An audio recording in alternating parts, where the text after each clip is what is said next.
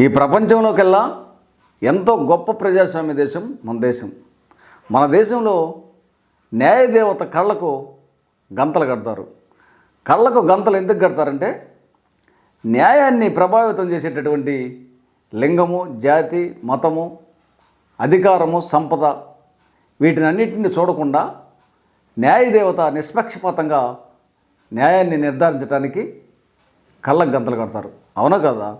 అయితే ఇక్కడ సుప్రీంకోర్టులో ఎస్సీ ఎస్టీ సబ్ కోటా విషయంలో ఇచ్చినటువంటి తీర్పు విషయంలో మనం రివ్యూ పిటిషన్ వేస్తే ఈ రివ్యూ పిటిషన్ను విచారించకుండా, ఈ రివ్యూ పిటిషన్ మీద వాదనలు వినకుండా సుప్రీంకోర్టు అయితే మాత్రం మరి చెవులకు కూడా గంతలు కట్టుకోవడం జరిగింది. ఇది విచిత్రమైనటువంటి సంఘటన.